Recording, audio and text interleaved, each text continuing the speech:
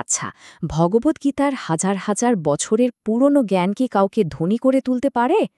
সম্প্রতি একটা ইবুক কিন্তু ঠিক এই দাবি করছে। বলছে সাফল্য আর সম্পদ দুটোই নাকি একেবারে হাতের মুঠোয় চলে আসবে। কিন্তু এই আধ্যাত্মিক প্যাকেজের আড়ালে এমন কিছু লুকিয়ে আছে যা জানলে আপনি হয়তো বেশ অবাকই হবেন। চলুন আজ এর গভীরে গিয়ে দেখি ব্যাপারটা ঠিক কি। তো আসল প্রশ্নটা তো এখানেই, প্রাচীন জ্ঞান যা কিনা আত্মিক শান্তির জন্য পরিচিত, সেটা কি সত্যিই আজকের দিনে টাকা পয়সা বা সম্পদ অর্জনের চাবিকাঠি হতে পারে?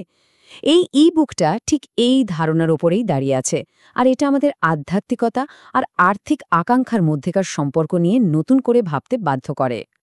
ভাবা যায়, মাত্র ৫০ টাকায় জীবন বদলে দেওয়ার মতো শিক্ষা আর সাফল্যের ফর্মুলা? সত্যি বলতে প্রস্তাবটা বেশ আকর্ষণীয়। শুরু থেকেই এই ইবুকটা নিজেকে এমনভাবে তুলে ধরেছে যেখানে আধ্যাত্মিকতার সাথে আধুনিক উচ্চাকাঙ্ক্ষার একটা দারুণ মিশ্রণ রয়েছে। উপেক্ষা করাটা বেশ কঠিন, তাই না? তো চলুন প্রথমে দেখি কিভাবে এই ইবুকটি প্রাচীন দর্শনকে মাত্র ৫০ টাকায় সবার জন্য সহজলভ্য করে তোলার কথা বলছে। তাহলে এটা কাজ করে কিভাবে? ব্যাপারটা অনেকটা একটা ফিল্টারের মতো, বুঝলেন? গীতার যে ১৮টা গভীর জটিল অধ্যায় আছে, সেগুলোকে যেন ছেকে একদম সহজবোধ্য কিছু সাফল্যের টিপসে পরিণত করা হয়েছে।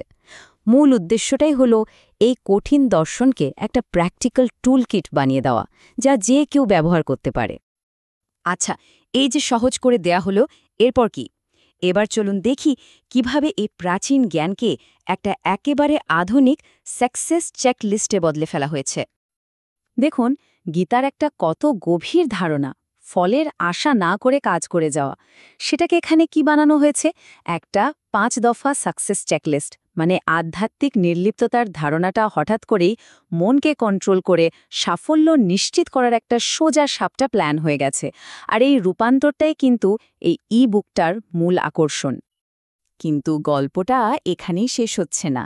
এই বুকটা শুধু জ্ঞান দেওয়া নেওয়ার মধ্যেই সীমাবদ্ধ নয়, বরং সেই জ্ঞানটা দিয়ে কি করা হবে সেটাও খুব গুরুত্বপূর্ণ।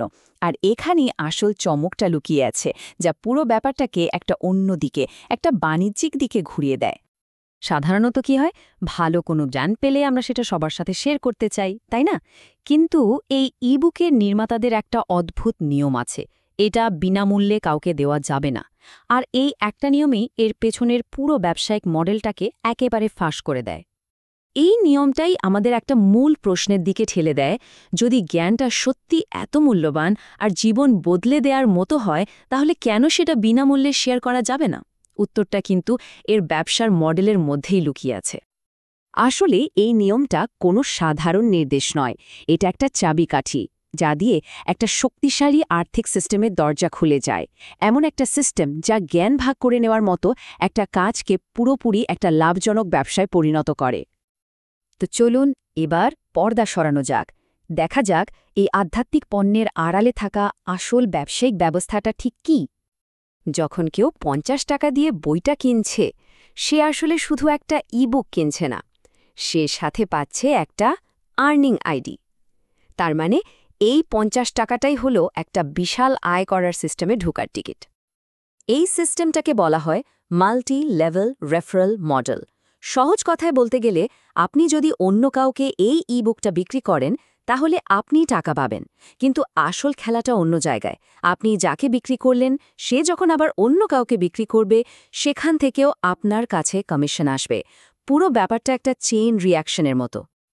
আর এই সিস্টেমটা ৭টা লেভেল পর্যন্ত কাজ করে। মানে আপনি সরাসরি কাউকে রেফার করলে ২০ টাকা পাবেন, কিন্তু আসল জাদুটা লুকিয়ে আছে এর পরের স্তরগুলোতে। আপনার নেটওয়ার্কের নিচে যত বিক্রি হবে, প্রতিটা বিক্রির জন্য ১ টাকা করে আসতেই থাকবে। এটা একটা জ্যামিতিক প্রোগ্রেশনের মডেল, যেখানে ছোট ছোট অঙ্কগুলো মিলে একটা বিশাল পরিমাণে পরিণত হওয়ার সম্ভাবনা থাকে। আর এই মডেল ব্যবহার করে সম্ভাব্য আয়ের যে স্বপ্ন দেখানো হচ্ছে, তা অবিশ্বাস্য, ১ কোটি টাকারও বেশি। এই বিশাল অঙ্কটা যে কাউকে একবার থামিয়ে ভাবতে বাধ্য করবে, এটা কি সত্যিই সম্ভব, নাকি পুরোটাই একটা ফাঁদ? তাহলে শেষ পর্যন্ত ব্যাপারটা কি দাঁড়ালো? একদিকে আধ্যাত্মিক জ্ঞান আর অন্যদিকে একটা মাল্টিলেভেল মার্কেটিং প্ল্যান, দুটোই একই প্যাকেজের মধ্যে। দেখুন, একদিকে প্রচার করা হচ্ছে একটা আধ্যাত্মিক বার্তা, ঐশ্বরিক জ্ঞান ভাগ করুন, সাফল্য খুঁজুন। কিন্তু অন্যদিকে সিস্টেমটা আপনাকে যা করতে বলছে তা হলো পুরোপুরি বাণিজ্যিক। ইবুক বিক্রি করুন, রেফারেল থেকে টাকা কামান, একটা সেলস নেটওয়ার্ক তৈরি করুন। এই পণ্যটা খুব চালাকির সাথে বিক্রি করাকে জ্ঞান ভাগ করে নেওয়ার ছদ্মবেশে পেশ করছে, যা দুটোর মধ্যেকার সূক্ষ্ম রেখাটাকেই ঝাপসা করে দেয়। শেষ পর্যন্ত এই পুরো ব্যাপারটা আমাদের একটা মৌলিক প্রশ্নের সামনে এনে দাঁড়ায়। যখন কোনো আধ্যাত্মিক বিষয়কে ছড়িয়ে দেওয়ার জন্য সরাসরি আর্থিক লাভের লোভ দেখানো হয়, তখন তার বার্তা আর বাজারের মধ্যে সীমারেখাটা ঠিক কোথায় টানা উচিত? এই ইবুকটা ঠিক সেই ঝাপসা রেখার উপরেই দাঁড়িয়ে আছে, আর বাকি সিদ্ধান্তটা আপনার।